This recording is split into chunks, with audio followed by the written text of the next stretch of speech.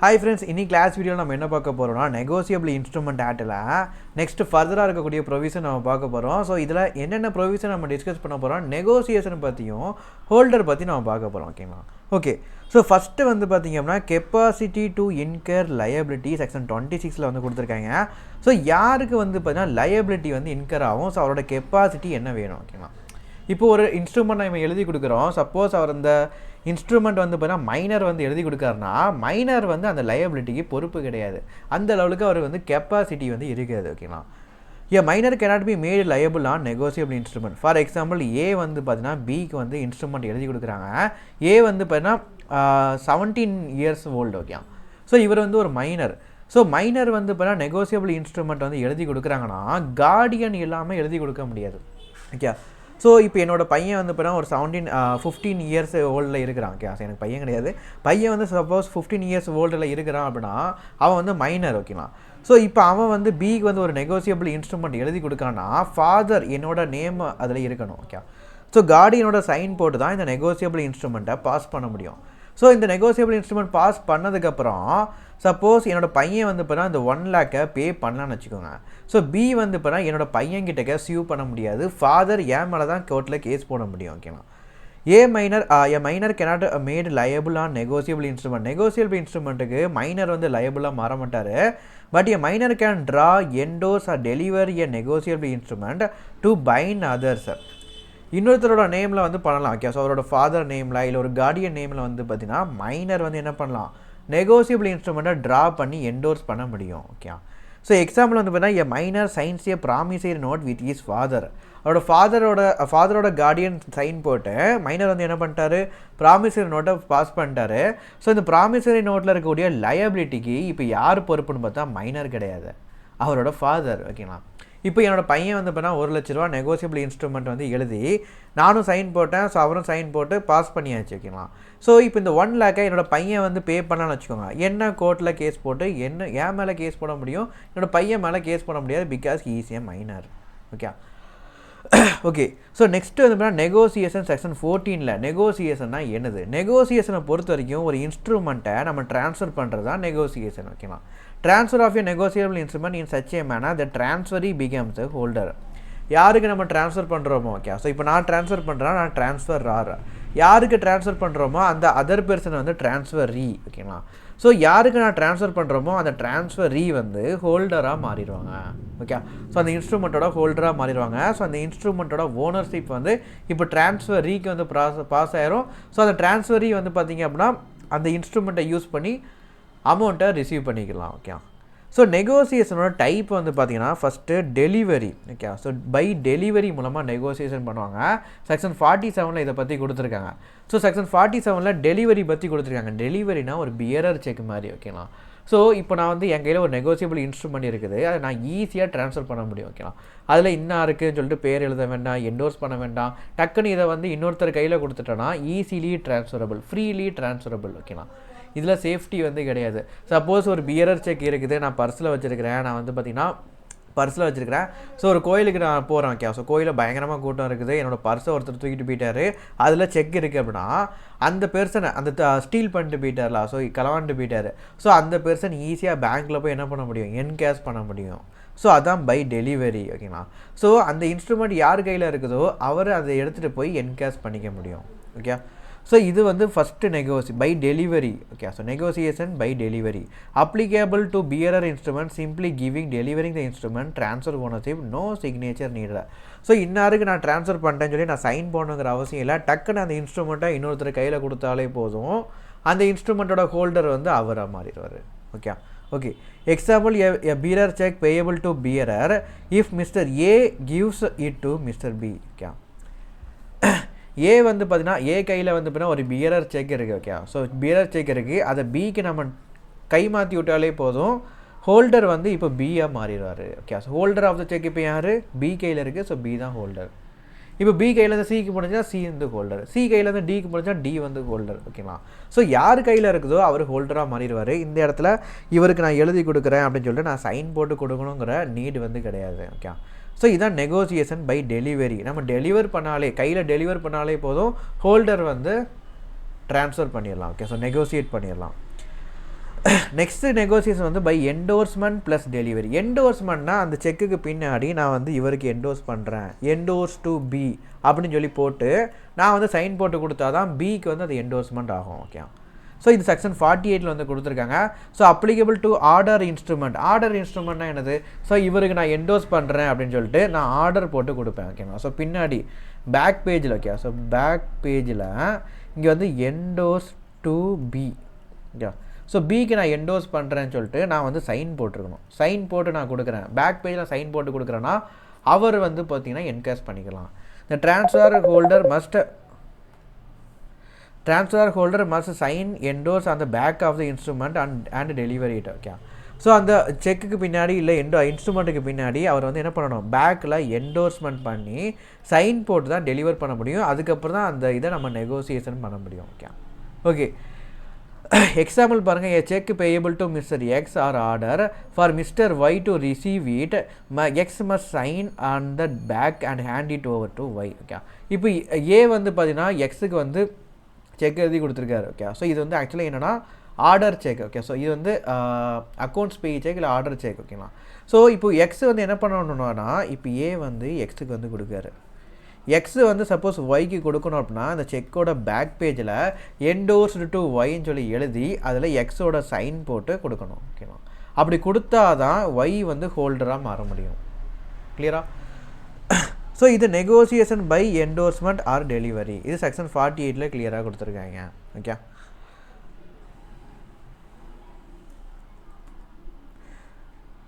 So difference வந்து பார்த்தீங்க அப்படின்னா, சப்போஸ் இன்ஸ்ட்ருமெண்ட் டைப் டெலிவரியாக இருந்துச்சு அப்படின்னா அது வந்து பியரர் செக்கு, என்டோர்ஸ்மெண்ட் ப்ளஸ் டெலிவரியாக இருந்துச்சுன்னா அது வந்து ஆர்டர் இன்ஸ்ட்ருமெண்ட். ஓகேங்களா? So bearer instrument, order instrument. ரெண்டாவது ஆக்ஷன் வந்து பார்த்தீங்கன்னா டெலிவரியை பொறுத்த வரைக்கும் நெகோசியேஷன் பை டெலிவரியாக இருந்துச்சுன்னா கையில் ஹேண்ட் ஓவர் பண்ணாலே போதும். பட் என்டோர்ஸ்மெண்ட் ப்ளஸ் டெலிவரியாக இருந்துச்சுன்னா சைன் போட்டு ஹேண்ட் ஓவர் பண்ணணும். ஓகேங்களா? ஸோ இவருக்கு நான் வந்து என்டோர்ஸ் பண்ணுறேன்னு சொல்லிட்டு என்டோர்ஸ்மெண்ட் போட்டு கீழே சைன் போட்டு நம்ம அதுக்கப்புறம் தான் டெலிவர் பண்ண முடியும். நெக்ஸ்ட்டு எக்ஸாம்பிள் வந்து பார்த்தீங்கன்னா இதுக்கு வந்து பியரர் செக் வந்து ஒரு எக்ஸாம்பிள். என்டோர்ஸ்மெண்ட் ப்ளஸ் டெலிவரிக்கு எக்ஸாம்பிள் வந்து cheque payable to X or order. அந்த செக்கில் வந்து நம்ம எழுதியிருப்போம் payable to X or order அப்படின்னா எக்ஸுக்கு பேயபிள்னு சொல்லி நம்ம எழுதியிருக்கோம் ஆர் ஆர்டர் அப்படிங்கிறப்போ எக்ஸ் வந்து இந்த செக்கை இன்னொருத்தருக்கு கொடுக்குறப்போ பின்னாடி அந்த ஆர்டரோட நேம், ஆர்டர் மீன்ஸ் இன்னொருத்தருக்கு என்டோர்ஸ் பண்ணுறாங்களா அந்த என்டோர்ஸ்மெண்ட் பண்ணக்கூடிய அவரோட நேம் வந்து நம்ம எழுதியிருக்கணும், சைன் போட்டு நம்ம கொடுத்துருக்கணும். ஓகேங்களா? Okay, next essentials of negotiation.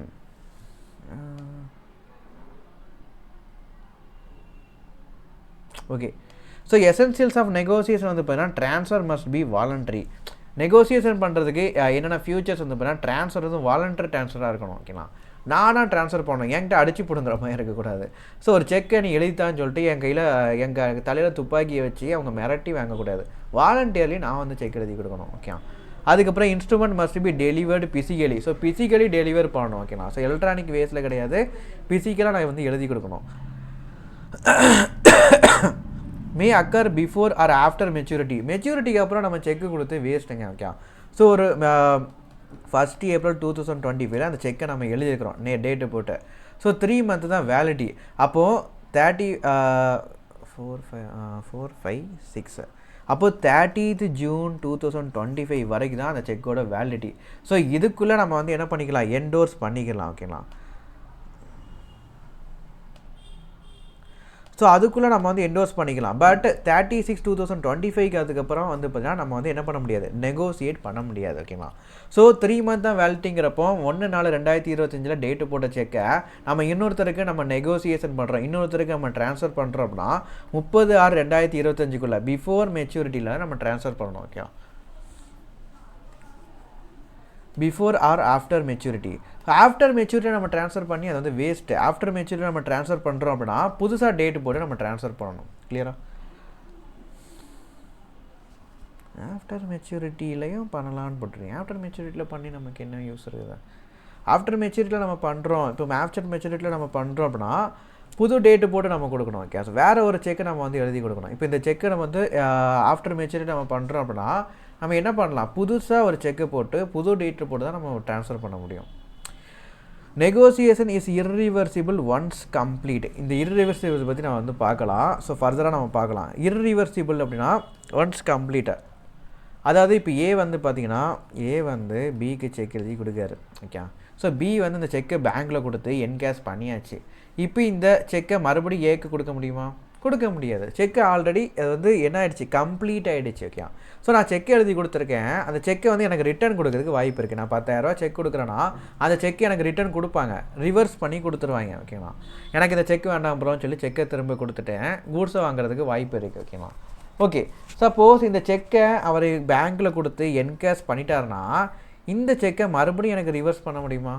Reverse பண்ண முடியாது. ஏன்னா இங்கே என்கேஷ் பண்ணிட்டாரு, செக் வந்து அந்த இடத்துல கம்ப்ளீட் ஆகிடுச்சு. ஸோ இதை வந்து இர்ரிவர்சிபிள், ரிவர்ஸ் பண்ண முடியாது. Okay. Okay. So என்டோர்ஸ்மெண்ட்டோட types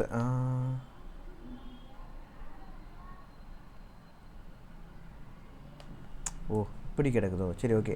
so இப்போ நெக்ஸ்ட் வந்து பார்த்தீங்கன்னா என்டோர்ஸ்மெண்ட். ஓகேங்களா? ஸோ என்டோர்ஸ்மெண்ட் வந்து செக்ஷன் 15 அண்ட் 15 to 40 என்டோர்ஸ்மெண்ட் பற்றி கொடுத்துருக்காங்க. ஸோ என்டோர்ஸ்மெண்ட்னா என்ன? ஸோ என்டோர்ஸ்மெண்ட் பொறுத்த வரைக்கும் ஏ வந்து பார்த்தீங்கன்னா பிக்கு இன்ஸ்ட்ருமெண்ட் வந்து பாஸ் பண்ணியிருப்பார், பி வந்து இந்த இன்ஸ்ட்ருமெண்ட்டை சிக்கு வந்து ட்ரான்ஸ்ஃபர் பண்ணுறாருல, இதுதான் என்டோர்ஸ்மெண்ட். ஓகேங்களா? ஓகே. ஸோ ரெண்டாவது ட்ரான்ஸ்ஃபர், ஃபஸ்ட்டு ஏ வந்து பிக்கு வந்து செக் எழுதி கொடுக்காரு. ஸோ பி வந்து என்ன பண்ணுறாருன்னா இந்த செக்கை அப்படியே சிக்கு வந்து ட்ரான்ஸ்ஃபர் பண்ணுறாரு. ஸோ இந்த செகண்ட் ட்ரான்ஸ்ஃபர் தான் என்னது, என்டோர்ஸ்மெண்ட். ஓகேங்களா? Signed on the instrument usually the back for transferring the ownership.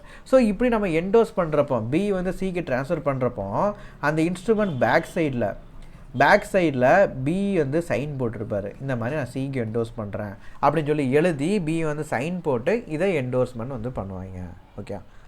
Okay. இதுதான் ப்ராப்பர் என்டோர்ஸ்மெண்ட். ஆனால் ஒரு சில என்டோர்ஸ்மெண்ட் வந்து பார்த்தீங்கன்னா பிளாங்காக இருக்கும். இது வந்து பிளாங்க் ஆர் ஜென்ரல் என்டோர்ஸ்மெண்ட்டு. ஸோ இதோட நேச்சர் வந்து இது வந்து ஒரு டைப். ஓகேங்களா? ஸோ மொத்தம் 4 டைப் உண்டு. ஃபஸ்ட்டு வந்து blank or general endorsement. So இந்த என்டோர்ஸ்மெண்ட் வந்து பார்த்தீங்கன்னா only signature, no name. Sign போட்டுருவோம். ஓகேங்களா? ஸோ பின்னாடி நான் சைன் போட்டுறேன். இப்போ செக்கில் நீங்கள் நார்மலாக பார்த்துருப்பீங்க, செக்கில் எழுதி நம்ம இப்போ வந்து பின்னாடி சைன் போட்டோம் அப்படின்னா அந்த செக்கை யார் வேணாலும் எடுத்து என்கேஷ் பண்ணிக்கலாம். ஓகே. ஸோ ஒன்லி சிக்னேச்சர் மட்டும் தான், நோ நேம். நேம் வந்து நான் போட்டிருக்க மாட்டேன், இந்த நம்பருக்கு மட்டும் என்டோர்ஸ் பண்ணுங்கள் அப்படின்னு சொல்லி நேம் போட்டிருக்க மாட்டேன். சைன் போட்டு இது என்டோர்ஸ்மெண்ட் பண்ணிக்கலாம்னு சொல்லிட்டு பின்னாடி ஒரு சைன் போட்டுக்குவேன். பட் நேம் வந்து ஸ்பெசிஃபை பண்ணியிருக்க மாட்டேன். ஓகே. ஸோ அந்த செக்கில் நான் பின்னாடி சைன் போட்டோம்னா யார் வேணாலும் அந்த செக்கை எடுத்துகிட்டு போய் பேங்க்கில் கொடுத்து கேஷ் என்கேஷ் பண்ணிக்கலாம். Okay. Mention any one holding it can encash. யார் கையில் வச்சுருக்காங்களோ நான் என்டோர்ஸ்மெண்ட் பண்ணலான்னு சொல்லி சைன் போட்டுட்டேன், நேம் எதுவுமே ஸ்பெசிஃபை பண்ணலன்னா யார் வேணாலும் எடுத்துகிட்டு போய் என்கேஷ் பண்ணிக்கலாம். Okay. Ramesh signs the back of you cheque without writing a name.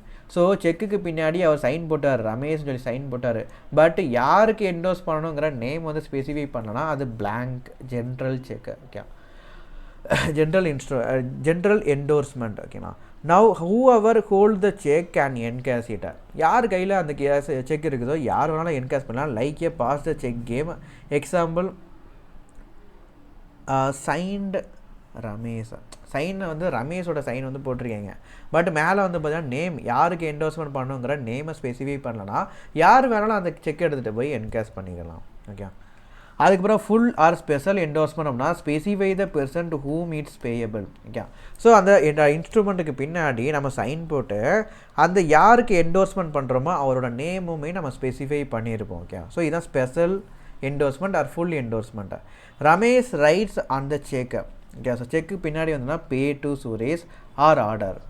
Pay to Suresh or order means Suresh வந்து இந்த செக்கை இன்னொருத்தருக்கு என்டோர்ஸ்மெண்ட் பண்ண முடியும். அப்படி என்டோர்ஸ்மெண்ட் பண்ணணும்னா நான் only Suresh or someone Suresh endorser to can receive the money. அதாவது இப்போ என்னன்னா ரமேஷ் வந்து சுரேஷுக்கு ஒரு செக்கை கொடுக்காரு, அந்த செக்கில் எழுதியிருக்காரு பே டு சுரேஷ் ஆர் ஆர்டர்னு சொல்லி அந்த செக்கில் எழுதியிருக்காரு. ஓகே. இப்போ சுரேஷ் வந்து இன்னொருத்தருக்கு என்டோர்ஸ் பண்ண ஃபார் எக்ஸுங்கிற ஒரு பெர்சனுக்கு என்டோர்ஸ் பண்ணுறாருன்னா செக்குக்கு பின்னாடி எக்ஸுன்னு போட்டேன், கீழே சுரேஷ்னு சொல்லி சைன் போட்டிருப்பாரு. ஸோ எக்ஸுன்னு போட்டு சுரேஷன் சைன் போட்டு எக்ஸோட நேமை ஸ்பெசிஃபை பண்ணி சுரேஷ் வந்து சைன் போட்டிருக்காருன்னா எக்ஸ் மட்டும்தான் என்கேஷ் பண்ண முடியும், வேறு யாருமே என்கேஷ் பண்ண முடியாது. ஓகேங்களா?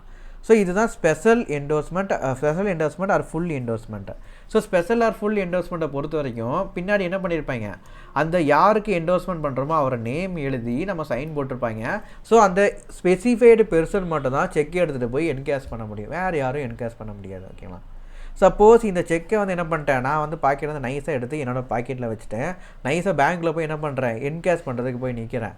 ஸோ அவர் என்ன பார்த்துட்டு இந்த பெர்சன் வந்தால் மட்டும் தான் நாங்கள் கேஷ் கொடுக்க முடியும்னு சொல்லிட்டு பேங்க்கில் என்ன திரும்ப அனுப்பிடுவாங்க. ஓகேங்களா?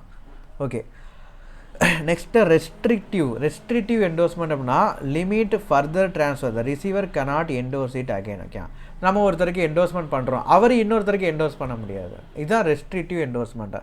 Ramesh writes pay to Suresh only. Okay, so endorsement பண்ணுறப்போ பின்னாடி பே டு சுரேஷ் ஒன்லின்னு சொல்லி எழுதியிருக்காரு. பே டு சுரேஷ் ஒன்லினா இப்போ சுரேஷ் கையில் நம்ம அந்த செக்கை கொடுக்குறோம். இந்த சுரேஷ் வேறு யாருக்கும் என்டோர்ஸ்மெண்ட் பண்ண முடியாது, சுரேஷ் மட்டும் தான் என்கேஷ் பண்ண முடியும், வேறு யாருமே இதை என்கேஷ் பண்ண முடியாது. Now Suresh can deposit it but cannot pass it to others. Suresh வந்து பார்த்தீங்கன்னா அந்த செக்கை கொண்டு போய் டெபாசிட் பண்ணி அமௌண்ட்டை வாங்கிக்க முடியுமே தவிர இந்த சுரேஷ் வேறு யாருக்கும் என்டோர்ஸ்மெண்ட் பண்ண முடியாது. ஓகேண்ணா? ஓகே, கிளியரா? ஸோ இப்போ பின்னாடி வந்து பார்த்திங்கன்னா நம்ம Suresh first full are special பொறுத்த வரைக்கும் சுரேஷுங்கிற நேமை நம்ம எழுதிடுவோம். இப்போ சுரேஷ் வந்து என்ன பண்ணலாம், வேறு ஒருத்தருக்கு என்டோர்ஸ்மெண்ட் பண்ணலாம் இந்த பாயிண்ட்டை, இந்த என்டோர்ஸ்மெண்ட்டில். பட் ரெஸ்ட்ரிக்டிவ் என்டோர்ஸ்மெண்ட்டில் சுரேஷ் ஒன்லி அப்படின்னு சொல்லி ஒரு வேர்டை நம்ம ஆட் பண்ணிடுவோம். அப்போது சுரேஷ் மட்டும் தான் பேங்க்கில் போய் என்கேஷ் பண்ண முடியும், இந்த சுரேஷ் வேறு ஒருத்தருக்கு என்டோர்ஸ்மெண்ட் பண்ண முடியாது. சுரேஷ் வேறு ஒருத்தருக்கு இது பின்னாடி சைனை போட்டு என்டோர்ஸ்மெண்ட் பண்ண முடியாது. ஓகேங்களா?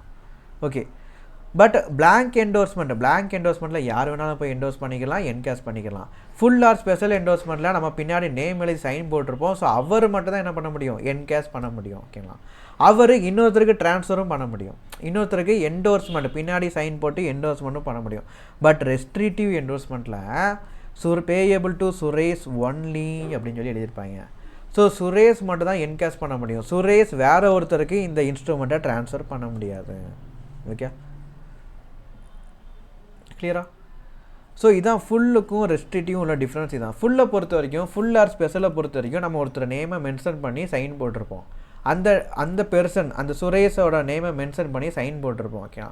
சுரேஷ் வந்து என்கேஷ் பண்ணிக்கலாம், இல்லை சுரேஷ் வந்து பார்த்தீங்கன்னா இன்னொருத்தருக்கு என்டோர்ஸ்மெண்ட் பண்ணிக்கலாம். ஓகே, அவர் மட்டும் தான் என்கேஷ் பண்ண முடியும், அவர் மட்டும் தான் இன்னொருத்தருக்கு என்ன பண்ண முடியும், என்டோர்ஸ் பண்ண முடியும். ஓகேவா? பட் ரெஸ்ட்ரிக்டிவை பொறுத்த வரைக்கும் அந்த சுரேஷ் வந்து இன்னொருத்தருக்கு என்டோர்ஸ் பண்ண முடியாது, என்கேஷ் மட்டும் தான் பண்ண முடியும். ஓகே, அதான் ரெஸ்ட்ரிக்டிவ் என்டோர்ஸ்மெண்ட். அந்த இடத்துல பே டு சுரேஷ் அப்படின்னு நான் எழுதியிருக்க மாட்டேன், பே டு சுரேஷ் ஆர் ஆர்டர்னு சொல்லி எழுதியிருக்க மாட்டேன், பே டு சுரேஷ் ஒன்லி அப்படின்னு எழுதியிருப்பேன். ஸோ சுரேஷ் மட்டும் தான் என்ன பண்ண முடியும், அந்த பேங்க்கில் போய் என்கேஷ் பண்ணிக்க முடியும். அவர் பின்னாடி சுரேஷ் வந்து அதுக்கு பின்னாடி சைனை போட்டு இன்னொருத்தருக்கு என்டோர்ஸ் பண்ண முடியாது. ஓகே, கண்டிஷனல் என்டோர்ஸ்மெண்ட் என்னது, transfer is valid only if a condition is met. Okay, so ஒரு கண்டிஷன் மெட் ஆனால் மட்டும் தான். இப்போ வந்து பார்த்தீங்கன்னா இந்த செக்கில் payable only if the goods is delivered, அவர் எனக்கு கூட்ஸ் டெலிவர் பண்ணால் மட்டும் தான் இதை வந்து பே பண்ணுவாங்க. Ramesh rice pay to Suresh if he bosses is exam. Ramesh வந்து எக்ஸாமில் பாஸ் பண்ணால் மட்டும் அவருக்கு பே பண்ணுங்கன்னு சொல்லி இன்ஸ்ட்ருமெண்ட்டில் எழுதியிருப்பேன். ஸோ அவரில் எக்ஸாமில் சிஎம்ஏ எக்ஸாமில் பாஸ் பண்ணால் மட்டும் தான் அவருக்கு அமௌண்ட் கிடைக்கும். இஃப் சுரேஷ் ஃபெயில்ஸு, சுரேஷ் எக்ஸாமில் அட்டெண்ட் போட்டார் அப்படின்னா அவருக்கு வந்து செக்கை வந்து கிளைம் பண்ணிக்க முடியாது. ஓகே, இந்த மாதிரி கண்டிஷனல் மேக்ஸிமம் வந்து இந்த மாதிரி செக் வந்து கிடையாது. ஓகேவா? பட் கண்டிஷனல் இன்ஸ்ட்ருமெண்ட் அப்படின்னா இதுதான் மேட்ரு.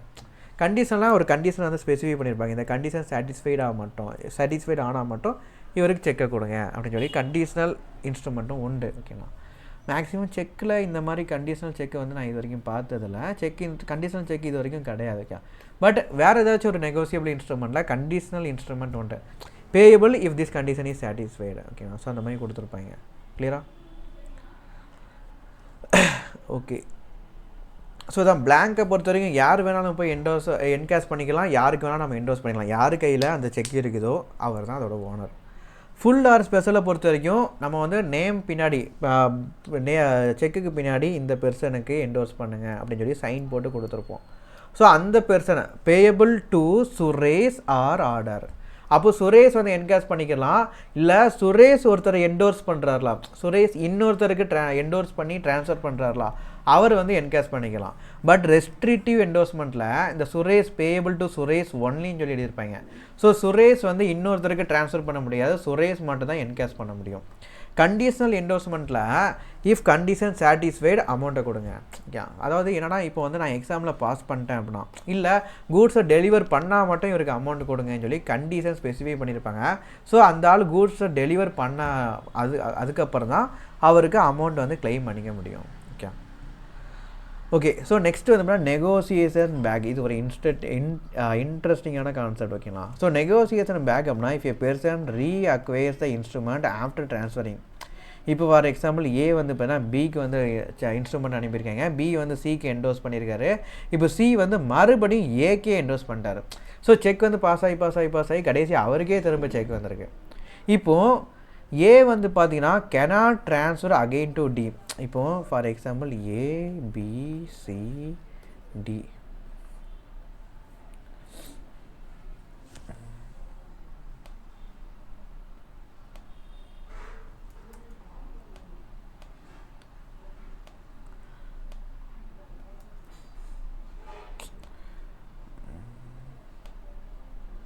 ஓகே.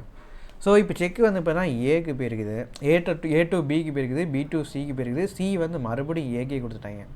ஸோ செக்கு பாஸ் ஆகி மறுபடியும் ஏகே வந்துருச்சு. இப்போ ஏ வந்து என்ன பண்ணிட்டாரு, அந்த செக்கை மறுபடியும் டிக்கு கொடுக்காருன்னா இது வந்து வேலிட் செக் கிடையாது, இது வேலிட் நெகோசியேஷன் கிடையாது. ஓகேவா. ஸோ ஒன்ஸ் இந்த செக்கு பாஸ் ஆகி ஏகே திரும்ப ரிவர்ஸ் ஆகிடுச்சு, நெகோசியேஷன் பேக், அவருக்கே பேக் அடிச்சிருச்சு அப்படின்னா அந்த செக்கை மறுபடியும் வேறு யாருக்கும் இவர் ட்ரான்ஸ்ஃபர் பண்ண முடியாது, அந்த செக்கு வேலிடாக இருக்காது. ஓகேங்களா. ஓகே. பட் டிக்கு வந்து இதை பற்றி தெரியாது, குட் ஃபெய்த்தில் வாங்கிட்டார். இந்த மாதிரி செக் வந்து ஒவ்வொருத்தருக்காக பாஸ் ஆகி கடைசி ஏகே திரும்ப வந்திருக்கு. இதை பற்றி தெரியாமல் ஹோல்டர் இன் டியூ கோர்ஸ்னால் ஒரு குட் ஃபெய்த்தில், அதாவது ஏ வந்து பார்த்திங்கன்னா இந்த செக்கை ப்ராப்பராக எழுதி ஃபஸ்ட் டைம் எனக்கு தான் கொடுக்காரு, அந்த ஒரு ஏமாந்து போய் வாங்குவாங்க பார்த்தீங்களா. இப்போ வந்து ஆல்ரெடி அந்த செக் வந்து ஒவ்வொருத்தருக்கும் பாஸ் ஆகி ஏக்கு வந்திருக்கு. இப்போ நான் வந்து என்ன பண்ணுறேன்னா ஏ கிட்டக்க போயிட்டு நான் கூட்ஸை சேல் பண்ணிட்டு அவர் செக் எனக்கு எழுதி தராரு. நான் என்ன பண்ணுறேன் அப்படின்னா இப்போ ஏ வந்து நல்ல ஒரு மனுஷர், ஸோ நமக்கு வந்து ஃபஸ்ட் டைம் தான் இந்த செக்கை எழுதி தராரு. ஓகேங்களா. ஸோ ஃபஸ்ட் டைம் இந்த செக்கை எழுதி தராருன்னு சொல்லிட்டு நானும் நம்பி வாங்கிட்டேன். ஓகேங்களா. நம்பி வாங்கிட்டேன் அப்படின்னா நான் வந்து யார், ஹோல்டர் இன் டியூ கோர்ஸ். இப்போ அந்த செக் வந்து நான் நம்பி வாங்கியிருக்கிறேன். ஓகேங்களா. ஸோ அப்படிங்கிறப்போ அந்த செக்கை வந்து நான் பேங்க்கில் கொடுத்து கேஷ் வந்து என்கேஷ் பண்ணிக்கலாம். ஏன்னா நான் வந்து ஹோல்டர் இன் டியூ கோர்ஸ் அப்படின்னா ஒரு குட் ஃபெய்த்தில் அந்த செக்கை நான் ரிசீவ் பண்ணியிருக்கிறேன். ஓகேங்களா. ஸோ என் மேலே இந்த தப்பே இல்லை. ஸோ எனக்கு வந்து பேங்க்கில் நான் வந்து செக்கை கொடுக்குறப்போ எனக்கு அவங்க என்கேஷ் பண்ணணும். ஓகே. ஸோ இதில் ஒரு ரியல் லைஃப் எக்ஸாம்பிள் வந்து பார்த்தீங்கன்னா பிஸ்னஸ் செயின் ஏ வந்து பார்த்தீங்கன்னா gives A cheque to B. Okay. So A வந்து பிக்கு வந்து செக்கு கொடுத்துருக்காங்க டு செட்டில் ஏ டெட்டை, ஒரு டெட்டை செட்டில் பண்ணுறதுக்காண்டி. B gives it to C, B வந்து அந்த செக்கை சிக்கு கொடுத்துட்டாங்க. C uses it to pay A for the course, C வந்து பார்த்தீங்கன்னா ஏகே மறுபடியும் அந்த செக்கு போயிடுச்சு. ஸோ சுற்றி ஏகே மறுபடியும் அந்த செக் வந்திருக்கு. இப்போது now cheques is back to A, back வந்து வந்திருக்கு. If Raj tries to pass it again to D, அதாவது ஏ தாங்க, ஏ வந்து ராஜா. ஸோ ஏ வந்து பார்த்தா இப்போ சப்போஸ் இந்த டிங்கிற பெர்சனுக்கு இந்த செக்கை ட்ரான்ஸ்ஃபர் பண்ண முடியுமான்னு கேட்டால் வேலிட் நெகோசியேஷன் கிடையாது. ஓகேங்களா. பட் இஃப் பிரியா, அந்த டி வந்து பார்த்தீங்கன்னா பிரியாவா, எதுக்கு டீன்னு வச்சுருக்கிறப்போ அது எதுக்கு பிரியாங்கிற நேமை மென்ஷன் பண்ணுறாங்க, ஒன்று டீன்னு வச்சுருக்கலாம் இல்லை பிரியான்னு வச்சுக்கலாம். சரி, ஓகே. ஸோ இப்போ Priya pays money for it in good faith. Okay. So good ஃபெய்த்தில் இந்த மணியை வந்து பே பண்ணுறா, குட் ஃபெய்த்தில் இந்த மணியை வந்து ரிசீவ் பண்ணியிருக்கிறாங்க. அதாவது ஏ மேலே வந்து ஒரு நல்ல நம்பிக்கையில் இந்த செக்கை ரிசீவ் பண்ணியிருக்கிறாங்க அப்படின்னா இந்த இடத்துல இந்த பிரியா வந்து பார்த்திங்க அப்படின்னா குட் அதாவது ஹோல்டர் இன் டியூ கோர்ஸ், ஹெச்டிசினா ஹோல்டர் இன் டியூ கோர்ஸ். ஓகேங்களா. So holder in due course. So இப்போ இந்த செக் வந்து பார்த்திங்கன்னா valid. Okay, valid cheque. So ஒரு செக் வந்து பாஸ் ஆகி பேக் அடிச்சிருச்சு அப்படின்னா அந்த பேக் அடித்த செக்கு வந்து பார்த்திங்கன்னா வேலிடு செக்கு கிடையாது, அது வந்து நெகோசியேட் பண்ண முடியாது. ஓகேங்களா. பட் நம்ம யாருக்கு நெகோசியேட் பண்ணுறோமோ அவங்க ஒரு குட் ஃபெய்த்தில் நம்மக்கிட்ட செக்கை ரிசீவ் பண்ணுறாங்க, இது வந்து சுற்றி வரலை, ஃபஸ்ட் டைம் நம்மக்கிட்ட தான் வருதுங்கிற நம்பிக்கையில் குட் ஃபெய்த்தில் நம்மக்கிட்ட ரிசீவ் பண்ணுறாங்கன்னா அந்த டைமில் இந்த செக்கை ரிசீவ் பண்ணக்கூடிய ஹோல்டர் வந்து எப்படின்னா ஹோல்டர் இன் டியூ கோர்ஸில் ரிசீவ் பண்ணியிருக்கிறாங்க, குட் ஃபெய்த்தில் ரிசீவ் பண்ணியிருக்கிறாங்க. So check is valid now. Okay. So இந்த செக்கை இந்த பிரியா வந்து என்ன பண்ணலான்னா பேங்க்கில் போய்ட்டு அவள் என்கேஷ் பண்ணிக்கலாம். ஓகே. புரியா நீ ஃப்ரீயா கீ டேக் அவே வித் ஐக்கான் சார். அது ஆக்சுவலாக வந்து எப்படின்னா இப்போ நெகோசியேஷன் பேக் அப்படின்னா when instrument comes back to its original owner, instrument சுற்றி ஒரிஜினல் ஓனருக்கு வந்துச்சுன்னா அதான் நெகோசியேஷன் பேக்கு. ஓகே. இதோட எஃபெக்ட் வந்து எப்படின்னா original owner loses a right to negotiate again. Once இப்போ நான் வந்து ஒரிஜினல் ஓனர் செக்கு போயிட்டு கடைசி எனக்கே ரிட்டர்ன் வந்துச்சுன்னா இந்த செக்கை வேறு யாருக்கும் நான் நெகோசியேஷன் பண்ண முடியாது. Okay. Exception can transfer only to the holder in due course. So இப்போ நான் வந்து யாருக்காவது நெகோசியேட் பண்ணுறேன்னா அந்த ஆள் வந்து நல்ல என் மேலே உள்ள நம்பிக்கையில் அவர் வாங்கியிருக்கணும், ஹோல்டர் இன் டியூ கோர்ஸாக இருந்திருக்கணும். ஓகே, ஸோ அப்போ அந்த செக் வந்து வேலிடு. ரீசன், இதோட ரீசன் என்ன அப்படின்னா, இது ஃப்ராடு தானோ இல்லை எண்ட்லெஸ் சர்க்குலேஷன். அந்த செக்கு சும்மா சுற்றிகிட்டே வரக்கூடாது. அந்த சர்க்குலேஷனாக முடிக்கிறதுக்காண்டியும் ஃப்ராடு தானோ இது நடக்கிறதுக்கு வாய்ப்பு இருக்குது. ஓகே, ஸோ இந்த செக்கை நான் வந்து பேமெண்ட் பண்ணுறேன் அப்படின்னா என்ன ஃப்ராட் பண்ணுவேன், இந்த செக்கை நான் எழுதி கொடுத்துட்டேன் அப்படின்னா நான் வந்து இது ஒரு பேமெண்ட்டாக நான் காமிச்சு இன்கம் டேக்ஸை கம்மி பண்ணுறதுக்கு வாய்ப்பு இருக்குது. இந்த மாதிரி பேமெண்ட் பண்ணிட்டேன் அப்படின்னு சொல்லிட்டு ப்ரூஃப் ஃப்ராடு தனம் பண்ணுறதுக்கு வாய்ப்பு இருக்குது. உங்களுக்கு தான் செக் எழுதி கொடுத்துட்டோம்லா அப்படின்னு சொல்லிட்டு இப்போ ஏ வந்து பார்த்தீங்கன்னா பிக்கு கொடுக்காரு, பிக்கு சிக்கு கொடுக்காரு, சி வந்து திரும்பி ஏ கொடுத்தாரு. நான் என்ன பண்ணிட்டேன், உங்களுக்கு பேமெண்ட் பண்ணியாச்சு அப்படின்னு சொல்லிட்டேன். பட் சுற்றி அந்த செக்கு எனக்கே வந்திருக்குது. ஓகே, ஸோ இப்போ நான் வந்து ஒரு 10,000 நான் கொடுக்குறேன். ஓகேங்களா, 10,000 அவர் பாக்கெட்டில் வைக்காரு, அவருக்கு தெரியாமலே அவர் பாக்கெட்லேருந்து ஒருத்தன் களவான்ட்டு என்கிட்ட திருப்பி கொடுத்துட்டான். ஓகேங்களா, இப்போது நான் வந்து 10,000 கொடுத்துட்டோம்ல, அது உங்களுக்கும் எனக்கும் உள்ள ரிலேஷன்ஷிப் முடிஞ்சிருச்சுன்னு சொல்லி நான் பேசிகிட்டு இருக்கேன். ஆனால் 10,000 எனக்கே வந்திருக்கு. இந்த மாதிரி ஃப்ராடு தனம், இந்த மாதிரி பேக் செக் ரிட்டர்ன் நம்ம வர்றப்போ ஃப்ராடு பண்ணுறதுக்கு வாய்ப்பு இருக்குது. ஸோ அதனால தான் என்ன பண்ணுறாங்க, இந்த நெகோசியேஷன் பேக்கான அந்த செக்கை நம்ம மறுபடியும் நெகோசியேட் பண்ண முடியாது. இந்த மாதிரி ரூல்ஸ் வச்சுருக்குறாங்க. ஓகே, எக்ஸாம்பிள் ஏ வந்து பிக்கு கொடுக்காரு, பி சிக்கு கொடுக்காரு, சி மறுபடியும் ஏக்கு பேக் அடிக்காரு. ஸோ அப்படி பேக் அடிக்கக்கூடிய செக் வந்து பார்த்திங்கன்னா வேலிட், மறுபடியும் நெகோசியேட் பண்ண முடியாது. பட் ஏ வந்து சப்போஸ் டிக்கு செக்கை கொடுக்காரு அப்படின்னா டி வந்து ஹோல்டர் இன் டியூ கோர்ஸாக இருக்கணும். அதாவது டி வந்து நம்ம மேலே ஒரு குட் ஃபெய்த்தில் அந்த செக்கை ரிசீவ் பண்ணியிருக்கணும். ஓகேங்களா, ஓகே. Next holder section 8. ஹோல்டர்னால் யார், அப்புறம் ஹோல்டர் இன் டியூ கோர்ஸ்னால் யாருன்னு சொல்லி கொடுத்துருப்பாங்க. ஹோல்டர்னால் உங்களுக்கு தெரியுங்களா, ஹோல்டர் வந்து யார் கையில் அந்த செக் இருக்குதோ, ஓகே, யார் அந்த செக்கோட ஓனரோ, யார் வந்து பார்த்திங்கன்னா கையில் இன்ஸ்ட்ருமெண்ட் இருக்குது, அவங்க வந்து அமௌண்ட்டை வந்து ரெக்கவர் பண்ணிக்க முடியுமோ அவர் தான் ஹோல்டர். ஓகேங்களா, okay. Example, if a cheque is payable to Ravi or order and Ravi possess it, Ravi is a holder. இப்போ ரவி கையில் ஒரு செக் எழுதி கொடுக்குறோம், ரவி ஆர் ஆர்டர்னு சொல்லி செக் எழுதி கொடுக்கோன்னா ரவி அவர் என்கேஷ் பண்ணிக்கலாம். இல்லை ரவி வந்து அதுக்கு பின்னாடி நான் வந்து சுரேஷுக்கு நான் என்டோஸ் பண்ணுறேன்னு சொல்லி சைன் போட்டார்னா அந்த ஆர்டர் அவர் தான் சுரேஷ். ஓகேங்களா, அவர் வந்து என்கேஷ் பண்ணிக்கலாம். ஓகே, ஸோ இப்போ ரவி கிட்டே இருக்குது, ரவி தான் ஹோல்டர். இப்போ ரவி வந்து சுரேஷுக்கு என்டோஸ் பண்ணிட்டானா Suresh is a holder. So யார் வந்து பார்த்தீங்கன்னா அந்த செக்கை எடுத்துகிட்டு போய் அமௌண்ட்டை ரிசீவ் பண்ணுறாங்களோ அவங்க வந்து ஹோல்டராக மாறிடுவாங்க. ரைட்ஸ் ஆஃப் ஏ ஹோல்டர், ஹோல்டருக்கு என்னென்ன ரைட்ஸ் இருக்குது, பேமெண்ட்டை ரிசீவ் பண்ணதுக்கு ரைட்ஸ் இருக்குது, என்டோஸ் பண்ணி நெகோசியேட் பண்ணுறதுக்கு ஃபர்தராக இன்னொருத்தருக்கு என்டோஸ் பண்ணுறதுக்கு ரைட்ஸ் இருக்குது, can see you in his own name. இப்போது செக்கு என் கையில் இருக்குது. ஓகேங்களா, ஸோ இதுக்கு பேமெண்ட்டை நான் ரிசீவ் பண்ணல அப்படின்னா அந்த இன்ஸ்ட்ருமெண்ட்டுக்கு நான் பேமெண்ட் ரிசீவ் பண்ணலன்னா அவர் மேலே கேஸ் போடுறதுக்கு வாய்ப்பு இருக்குது, ரைட்ஸ் இருக்குது. Okay, okay.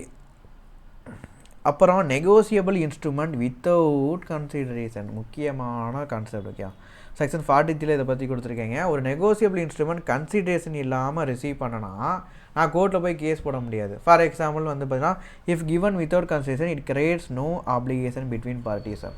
இந்த இடத்துல ஆப்ளிகேஷன் எதுவுமே இருக்காது. இப்போ எனக்கு ஒரு செக் வந்து 1,00,000 கிஃப்ட்டாக கொடுத்துருக்காங்க. ஓகே, என் ஃப்ரெண்டு வந்து எனக்கு கிஃப்ட்டாக கொடுத்துருக்காங்க. நான் பேங்க்கில் போய் 1,00,000 செக்கை கொடுத்துட்டு போய் நிற்கிறேன், அங்கே எனக்கு பவுன்ஸ் ஆகிடுச்சு. ஓகேங்களா, இப்போ என் ஃப்ரெண்டு மேலே நான் கேஸ் போட முடியாது. என் ஃப்ரெண்டு கிஃப்ட்டாக கொடுத்ததுங்க, அவருக்கும் எனக்கும் ஒரு ஆப்ளிகேஷன் கிடையாது. இப்போ நான் ஒரு கூட்ஸை நான் சேல் பண்ணியிருக்கிறேன், 1,00,000 மதிப்புள்ள கூட்ஸை சேல் பண்ணியிருக்கேன், எனக்கு செக்கு கொடுத்துருக்காருன்னா அந்த இடத்துல ஆப்ளிகேஷன் இருக்குது. ஸோ கண்டிப்பாக அவர் எனக்கு 1,00,000 கொடுத்து தான் ஆகணும். ஸோ செக் எழுதி கொடுத்துருக்காரு, நான் பேங்க்கில் போகிறேன், எனக்கு பவுன்ஸ் ஆச்சு அப்படின்னா அவர் மேலே கேஸ் போட முடியும்.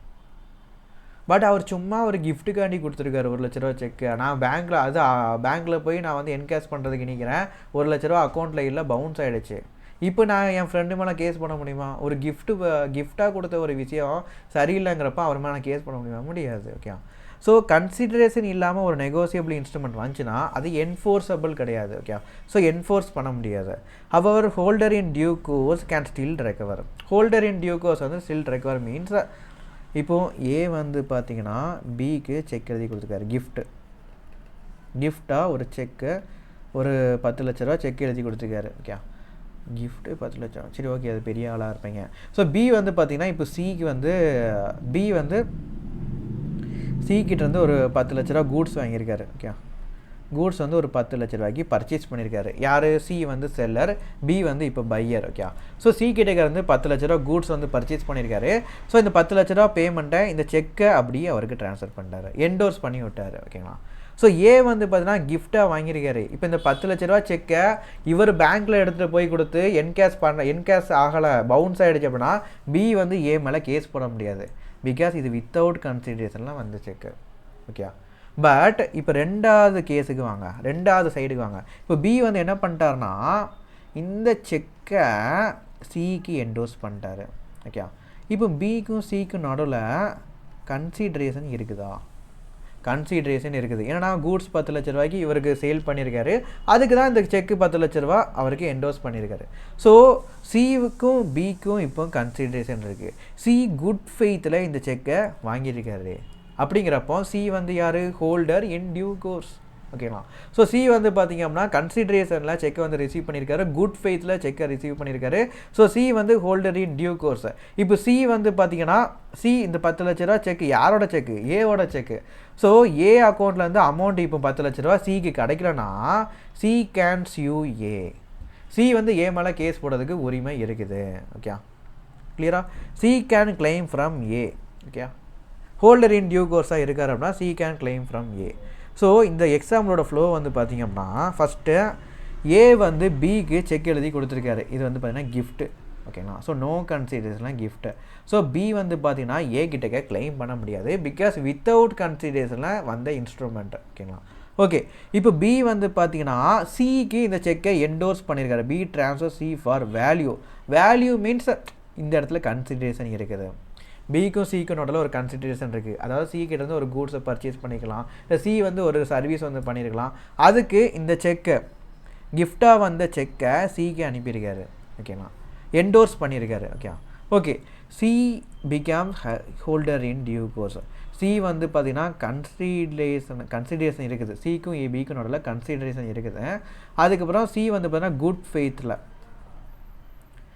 குட் ஃபெய்த்தில் இந்த செக்கை ரிசீவ் பண்ணியிருக்காரு அப்படின்னா சி வந்து யார்? இப்போ ஹோல்டர் இன் டியூ கோர்ஸ். ஓகேங்களா? ஓகே, ஸோ இப்போ ஹோல்டர் இன் டியூ கோர்ஸ் அப்படிங்கிறப்போ இப்போ சி வந்து can recover money from A. Okay, C வந்து ஏ கிட்டக்க போய் சட்டையை பிடிச்சி அமௌண்ட் வாங்குறதுக்கு ரைட்ஸ் இருக்குது. ஓகே, சி வந்து சப்போஸ் பேங்க்கில் போய் நிற்காரு. சி வந்து பார்த்தீங்கன்னா பேங்க்கில். ஓகே, ஸோ பேங்க்கில் போய் நிற்காரு. ஸோ பேங்க்காரன் வந்து என்ன பண்ணிட்டான்? அக்கௌண்ட்டில் அமௌண்ட் இல்லைன்னு சொல்லிட்டு பின்னாடி மிதிச்சு வெளியே அனுப்பிட்டான். ஸோ சி வந்து கோவத்தை என்ன பண்ண முடியும்? ஏ மேலே கேஸ் போட்டு சட்டையை பிடிச்சி அடித்து பிடிங்க இந்த 10 லட்ச ரூபாயை வாங்குறதுக்கு ரைட்ஸ் இருக்குது.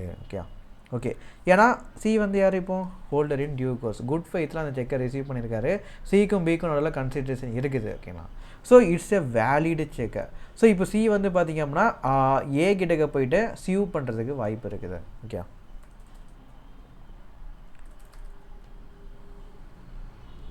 ஓகே, நெக்ஸ்ட் வந்து holder rights to duplicate bill. Holder வந்து பில்லை டூப்ளிகேட் பண்ண முடியும். சப்போஸ் ஒரு பில்லு வந்து லாஸ் ஆகிடுச்சு, நம்ம பர்ஸில் வச்சுருக்கிறோம், திடீர்னு பர்ஸ் வந்து தொலைஞ்சி போச்சு அப்படின்னா அந்த பில்லை டூப்ளிகேட் பண்ணதுக்கு வாய்ப்பு இருக்குது. Can demand a duplicate from the drawer. இப்போ ஏ வந்து பார்த்தீங்கன்னா பிக்கு வந்து செக் எழுதி கொடுத்துருக்காரு. பி வந்து பார்த்திங்கன்னா திடீர்னு ஏதோ ஒரு ஃபயர் ஆக்சிடெண்ட்டில் அது எரிஞ்சு போச்சு. ஓகே, ஸோ ஏ கிட்ட மறுபடியும் ஒரு டூப்ளிகேட் செக் எழுதி வாங்குறதுக்கு உரிமை இருக்குது, ரைட்ஸ் இருக்குது. ஓகே, நெக்ஸ்ட் அப்படின்னா holder for value. Holder for வேல்யூனா அவங்க ரெண்டு பேருக்குள்ள கன்சிடரேஷன் இருக்குன்னு அர்த்தம். A person who receives an instrument for value, money, goods or டெப்ட்டுக்காண்டி இன்ஸ்ட்ருமெண்ட் வந்து ரிசீவ் பண்ணியிருப்பாங்க. ஃபார் எக்ஸாம்பிள் ஏ வந்து பார்த்தீங்கன்னா பிக்கு ஒரு லோன் வந்து ஒரு 10 லட்ச ரூபா லோன் கொடுத்துருக்காரு. ஓகே, இதை ஒரு 5 வருஷம் கழிச்சு பி வந்து என்ன பண்ணுறாரு? ரீபே பண்ணுறாரு. எப்படி ரீபே பண்ணுறாரு? செக்கு மூலமாக. செக் ஒரு 10 லட்ச ரூபாய் எழுதி ரீபே பண்ணுறாரு. இந்த செக் இன்ஸ்ட்ருமெண்ட் வந்து பார்த்தீங்கன்னா நெகோசியபிள் இன்ஸ்ட்ருமெண்ட் வந்து பார்த்தீங்கன்னா ஒரு வேல்யூ இருக்குது.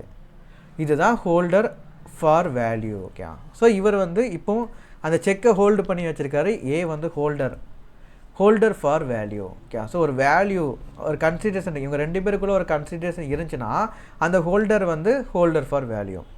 A gives a promissory note to B for 10,000 borrowed if B is a holder for value. Okay. So கடன் வாங்கினதுக்காண்டி அதை ரீபே பண்ணுறதுக்கு செக்கு வந்து கொடுத்துருக்காரு. ஸோ ஒரு கன்சிடரேஷன் இருக்குது. ஸோ பி வந்து யார்? Holder for value. ஓகேவா? அப்படி ஹோல்டர் ஃபார் வேல்யூவாக இருந்தார் அப்படின்னா holder in due course.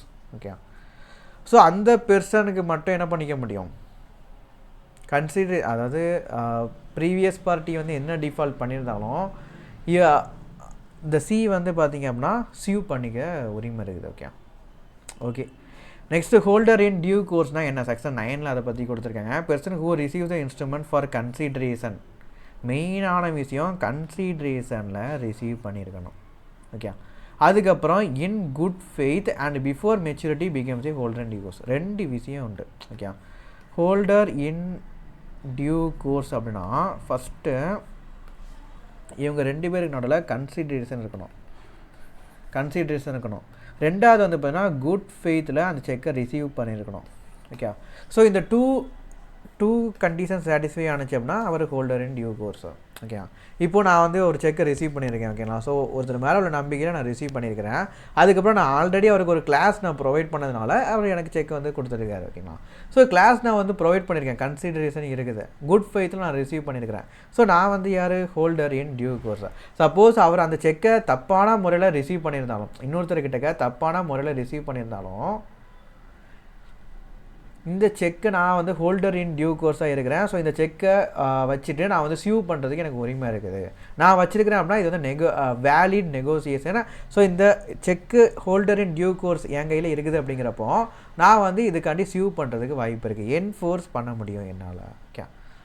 Okay, so condition வந்து பார்த்தீங்கன்னா must be holder for consideration இருக்கணும். மஸ்ட் ஹேவ் அப்டெயின் பிஃபோர் மெச்சூரிட்டிக்கு முன்னாடியே நான் ரிசீவ் பண்ணியிருக்கணும்.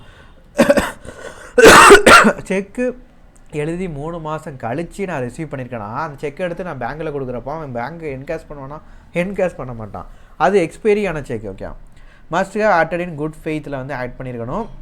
Instrument must be complete and ரெகுலராக இருக்கணும். கம்ப்ளீட் மீன்ஸ் அதில் வேல்யூ எல்லாமே கரெக்டாக, டீட்டெயில்ஸ் எல்லாமே ப்ராப்பராக கம்ப்ளீட் பண்ணியிருக்கணும்.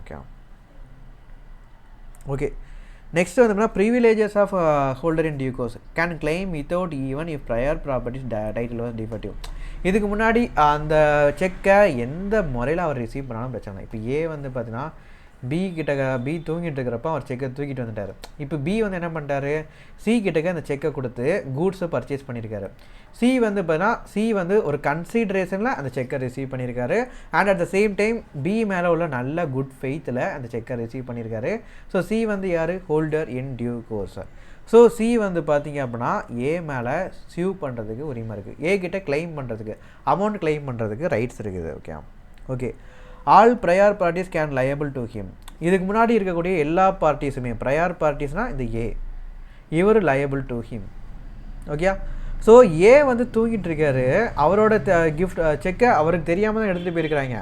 பட் பிக்கும் சிக்கும் நடுவில் வந்து பார்த்தீங்கன்னா ஒரு குட் ஃபெய்த்தில் கன்சிடரேஷனில் இந்த செக்கை சி ரிசீவ் பண்ணியிருக்காரு.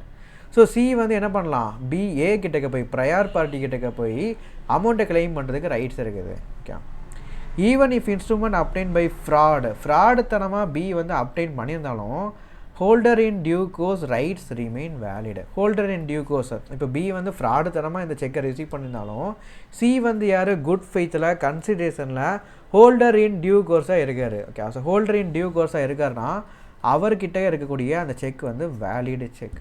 ஓகே, அப்புறம் no one can deny liability once it reach HTC. Suppose இந்த செக் வந்து valid holder in due course கிட்டக்க செக்கு போணுச்சுன்னா ஏஆல் எதுவுமே இந்த செக்கை கேன்சல் பண்ண முடியாது, கண்டிப்பாக அவருக்கு கிளைம் பண்ணி தான் ஆகணும். ஓகே, இந்த லயபிலிட்டியை டெனி பண்ண முடியாது, என்னால் கேன்சல் பண்ண முடியாது. Okay, any subsequent holder after HTC enjoy the same immunity. Suppose சிக்கு அப்புறம் இவர் ஹெச்டிசியாக இருக்கார், இவர் வேறு யாருக்கார் என்டோஸ் பண்ணிட்டாருன்னா டிக்கும் அதே நெகோசியேஷன் வேலிடு தான், டியும் வேலிடு செக், வேலிடு ஹோல்டர் தான். டி யாருக்கு என்டோஸ் பண்ணாலும் அந்த ஈவும் வந்து பார்த்தீங்கன்னா வேலிடு தான். இ சப்போஸ் எஃப்க்கு என்டோஸ் பண்ணியிருக்காரு, அந்த எஃப்புமே வேலிடு ஹோல்டர் தான். ஓகே, ஸோ இது ஒரு எக்ஸாம்பிள் கொடுத்துருக்காங்க. A steals a cheque from B வந்து இப்போ பி கிட்ட இருந்து அந்த செக்கை களவாண்டிருக்காரு. ஸோ ஏ வந்து இப்போ என்ன பண்ணுறாரு, கிவ்ஸ் இட் டு சிக்கு வந்து கொடுத்துருக்காரு. ஸோ சி வந்து இப்போ holder in due course, good ஃபெய்த்தில் ஒரு கன்சிடரேஷனில் ரிசீவ் பண்ணியிருக்காரு. So holder in due course. So C வந்து என்ன பண்ண முடியும், ஏ கிட்டக்க போய் கிளைம் பண்ண முடியும். அண்ட் ஆல்சோ சி வந்து இன்னொருத்தருக்கு என்டோஸ் பண்ண முடியும். ஓகேங்களா, ஓகே, அப்போ டியும் வந்து யார், holder in due course. So சியும் ஹோல்டர் இன் டியூ கோர்ஸ். இப்போ சி வந்து டிக்கு என்டோஸ் பண்ணிட்டாரு கன்சிடரேஷனில். ஸோ டியும் வந்து பார்த்தா holder in due course. So டியும் என்ன பண்ண முடியும், என்ஃபோர்ஸ் பண்ணி ஏ கிட்ட இருந்தே கிளைம் பண்ணிக்க முடியும். ஓகே, ஏ கிட்ட இருந்து பி கிட்ட இருந்தால் ஒரிஜினல் செக் இருந்துச்சு, ஒரிஜினல் செக் ரைட்டர் வந்து யார், பி. ஸோ பி கிட்ட இருந்து நம்ம கிளைம் பண்ணிக்க முடியும். Okay, next payment in due course section 10 வந்து எப்படின்னா payment made in good faith to the rightful holder and as per the instrument tenor. Okay, so இன்ஸ்ட்ருமெண்ட்டில் யார் பேர் எழுதிருக்குதோ அவருக்கு குட் ஃபேத்தில் கொடுத்துருக்காங்கன்னா அது payment in good faith. Made at apparent maturity டைமில் வந்து பே பண்ணியிருக்கணும், மெச்சூரிட்டிக்குள்ளே பே பண்ணியிருக்கணும். பெய்ட் இன் குட் ஃபேத்தில் பே பண்ணியிருக்கணும். பே டு ரைட்ஃபுல் ஹோல்டர், யார் கரெக்டான ஹோல்டரோ. இப்போ வந்து பார்த்தீங்கன்னா ஏ வந்து பிக்கு செக் எழுதி கொடுத்துருக்காரு, பி வந்து சிக்கு என்டோஸ் பண்ணியிருக்காரு. ஓகேங்களா, ஸோ சிக்கு என்டோஸ் பண்ணியிருக்காருன்னா பேங்க்கில் சைன் போட்டு ப்ராப்பராக என்டோஸ் பண்ணியிருக்காரு. ஸோ இவர் வந்து ரைட்ஃபுல் ஹோல்டர், சி தான் இப்போ ரைட்ஃபுல் ஹோல்டர். ஸோ அவருக்கு வந்து பேமெண்ட் வந்து கரெக்டாக போயிருக்கணும். பெய்ட் இன் மணி ஓன்லி, மணி மூலமாக தான் கொடுத்துருக்கணும். அவருக்கும் மறுபடியும் ஏதாச்சும் ஒரு செக் எழுதி கொடுக்கக்கூடாது. Holder must be in position of the instrument, அந்த இன்ஸ்ட்ருமெண்ட்டு அவர் கையில் இருக்கணும். அந்த இன்ஸ்ட்ருமெண்ட்டை கையில் எடுத்துகிட்டு போவான் பேங்க்கில். இப்போ என்னோடய இன்ஸ்ட்ருமெண்ட் தொலைஞ்சி போச்சு அப்படின்னு சொல்லிட்டு பேங்க்கில் போயிட்டேன்னா அங்கே கேஷ் திரும்ப தருவாங்களா? தர மாட்டாங்க. தொலைஞ்சி போச்சு அப்படின்னா நம்ம டூப்ளிகேட் ஒன்று ஏ கிட்டேருந்து இல்லை பி கிட்டேருந்து வாங்கி டூப்ளிகேட் ஒன்று வாங்கியிருக்கணும். ஓகே, ஸோ ஆக்சுவலாக செக் வந்து தொலைஞ்சி போச்சு அப்படின்னு சொல்லிட்டு பி கிட்டே இன்னொரு செக் டூப்ளிகேட் செக் ஒன்று வாங்கியிருக்கணும். அதுக்கப்புறம் கொண்டு போனால் மட்டும்தான் பேங்க்கில் அமௌண்ட் தருவாங்க. ஓகே, ஸோ பொசஷன் இருக்கணும், அவர் கையில் அந்த செக் இருக்கணும், அப்படின்னா தான் அமௌண்ட் வந்து தருவாங்க. Bank pays cheque amount to the real holder after verifying the signature. Real holder கையில் வந்து செக் இருக்குது. ஸோ செக்கோட சிக்னேச்சரு பின்னாடி என்டோர்ஸ்மெண்ட் எல்லாமே செக் பண்ணிட்டு அவருக்கு அமௌண்ட்டை கொடுக்குறாங்கன்னா இது valid payment in due course. Okay, so இந்த வீடியோவில் நம்ம என்னெல்லாம் பார்த்துருக்கோம் அப்படிங்கிறத குயிக் ரீகேப். ஸோ நெகோசியேஷன்னா என்னது? ட்ரான்ஸ்ஃபர் ஆஃப் ஓனர்ஷிப் நம்ம பார்த்துருக்கோம். கிவிங் ஏ செக் டு ஃப்ரெண்டுக்கு இல்லை ஒரு கன்சிடரேஷனில் நம்ம கொடுக்குறோம் அப்படின்னா அது வந்து நெகோசியேஷன். ஹோல்டர் வந்து பார்த்திங்கன்னா யார்? ஹோல்டர் வந்து அந்த செக்கு இல்லை இன்ஸ்ட்ருமெண்ட்டை யார் கையில் இருக்குதோ, யார் வந்து அமௌண்ட்டை ரெக்கவர் பண்ண முடியுமோ அவர் தான் ஹோல்டர். ஹோல்டர் இன் டியூ கோர்ஸ்னால் யார்? குட் ஃபெய்த்தில் கன்சிடரேஷன் இருக்குது அப்படின்னா அவர் holder in due course. Okay, buyer of the cheque before due date. Payment in due கோர்ஸ்னால் யார்? பேமெண்ட் இன் டியூ கோர்ஸ் என்னது? பேமெண்ட் இன் டியூ கோர்ஸ் அப்படின்னா கரெக்டான பெர்சனுக்கு, யார் கரெக்டான ஹோல்டரோ அவருக்கு அமௌண்ட்டை பே பண்ணுறோம் அப்படின்னா அது payment in due course. Bank paying genuine holder. ஓகேங்களா, ஸோ யார் பேராக நம்ம வந்து அதாவது இப்போ பேங்க் வந்து என்ன பண்ணணும்னா செக் வந்து பார்த்தா சைன் போட்டது யார் பின்னாடி பார்க்கணும், பின்னாடி யாருக்கும் என்டோர்ஸ்மெண்ட் ஆயிருக்குதா, அந்த என்டோர்ஸ்மெண்ட் பண்ண பெர்சன் தான் செக்கை கொண்டு வந்திருக்காரா, இதெல்லாம் செக் பண்ணிட்டு தான் கொடுக்கணும். அப்படி செக் பண்ணி ப்ராப்பராக கொடுக்குறாங்க, சைன் எல்லாம் வெரிஃபை பண்ணி ப்ராப்பராக கொடுக்காங்கன்னா அது பேமெண்ட் இன் டியூ கோர்ஸ். ஓகேங்களா, ஸோ இந்த வீடியோவில் இந்த 4 கான்செப்டை பற்றி நம்ம டீட்டெயிலாக நம்ம பார்த்துருக்கோம். ஓகேங்களா, ஸோ A to Z 100% எல்லாமே நம்ம கம்ப்ளீட் பண்ணியாச்சு இந்த 4 கான்செப்டில். ஓகேங்களா, ஸோ எதுவுமே மிஸ் பண்ணாமல் எல்லாமே நம்ம கம்ப்ளீட் பண்ணியிருக்கிறோம். ஓகேங்களா, ஸோ இந்த பிடிஎஃப்பும் நான் உங்களுக்கு வந்து சென்ட் பண்ணுறேன். ஓகே, ஸோ அந்த பிடிஎஃப் வேணும் அப்படின்னா என்னோட வாட்ஸ்அப்பை நீங்கள் மெசேஜ் பண்ணுங்கள் 6381558909. ஸோ இதான் என்னோடய வாட்ஸ்அப் நம்பர், இதுக்கு நீங்கள் மெசேஜ் பண்ணுங்கள். ஸோ தட் இந்த பிடிஎஃப் நான் உங்களுக்கு சென்ட் பண்ணுறேன். ஆக்சுவலாக இந்த பிடிஎஃப் வந்து நம்ம க்ரியேட் பண்ணது. ஓகேண்ணா, ஸோ எப்படி நம்ம க்ரியேட் பண்ணோம் அப்படின்னா புக்கில் இருக்கக்கூடிய ஒவ்வொரு சென்டென்ஸுமே நான் ரீட் பண்ணி அதுக்கப்புறம் நிறைய ஆத்தர் நோட்ஸ். ஓகேங்களா, so best author notes 2-3 author notes, அதாவது எல்லா ஆத்தருமே எல்லா ப்ரொவிஷனுமே கிளியராக கொடுத்துருக்க மாட்டாங்க. ஒவ்வொரு ஆத்தரும் ஒவ்வொரு ப்ரொவிஷன் வந்து பார்த்திங்கன்னா கிளியராக கொடுத்துருப்பாங்க. ஓகேங்களா, ஓகே, ஸோ அப்படி யாரெல்லாம் ப்ரொவிஷன் கிளியராக கொடுத்துருக்காங்களோ ஸோ ஒவ்வொரு ஆத்தரோட நோட்ஸ் எல்லாமே கம்பைன் பண்ணி அதுக்கப்புறம் நம்ம புக்கையுமே நம்ம ரீட் பண்ணி இந்த சார்ட்டை இந்த கிறிஸ்பியான நோட்ஸை நம்ம க்ரியேட் பண்ணியிருக்கிறோம். ஓகேங்களா, ஸோ இந்த நோட்ஸில் எதுவுமே மிஸ் ஆகாது, கண்டிப்பாக எல்லாமே கவராக இருக்கும். ஸோ இது வந்து அவ்வளோ கிறிஸ்பியாக வந்து நம்ம க்ரியேட் பண்ணியிருக்கிறோம். ஸோ இந்த கிறிஸ்பி நோட்ஸ் வந்து பார்த்தீங்கன்னா நீங்கள் ஸ்டார்டிங்லேயே பார்த்தீங்கன்னா உங்களுக்கு புரியாது. இந்த வீடியோ பார்த்துட்டு அதுக்கப்புறம் இந்த பிடிஎஃப் ஓப்பன் பண்ணி நீங்கள் ரீட் பண்ணிங்கன்னா கிளியர் அண்டர்ஸ்டாண்டிங் உங்களுக்கு கிடைக்கும். ஓகேங்களா, அப்புறம் இந்த வீடியோ பார்த்துட்டு அப்படியே சும்மா விட்டுறாதீங்க. வீடியோ பார்த்துட்டு ஒரு 1/2 hour டைம் நீங்கள் அலாட் பண்ணி இந்த பிடிஎஃபை நீங்கள் ஃபுல் அண்ட் ஃபுல் நீங்கள் ரீட் பண்ணி பாருங்கள். ஓகேங்களா, ஏன்னா வீடியோ பார்க்குறப்போ உங்களுக்கு வந்து எந்த டவுட்ஸுமே வராது. வீடியோ பார்க்குறப்ப A to Z எல்லாமே கிறிஸ்டல் கிளியராக புரிஞ்சிடும். ஓகேங்களா, பட் ஆஃப்டர் ஒன்ஸ் இந்த பிடிஎஃபை நீங்கள் ரீட் பண்ணுறப்போ தான் உங்களுக்கு ஒரு சில ஏரியாஸில் டவுட்ஸ் வரும். ஓகேங்களா, ஸோ அப்படி டவுட் வர்றப்போ இல்லை வாட்ஸ்அப்பில் இல்லை கால் பண்ணி நீங்கள் கேளுங்க. மேக்ஸிமம் வாட்ஸ்அப் குரூப்பில் உங்கள் டவுட்டை நீங்கள் கேளுங்க. ஸோ தட் உங்கள் ஃப்ரெண்ட்ஸு கூட நீங்கள் இன்ட்ராக்டிவாக டிஸ்கஸ் பண்ண முடியும். ஓகே, ஸோ நெக்ஸ்ட் வீடியோஸில் நம்ம அடுத்தடுத்த கான்செப்ட் நம்ம வந்து டிஸ்கஸ் பண்ணுவோம் நெகோசியபிள் இன்ஸ்ட்ருமெண்ட்டில். பை.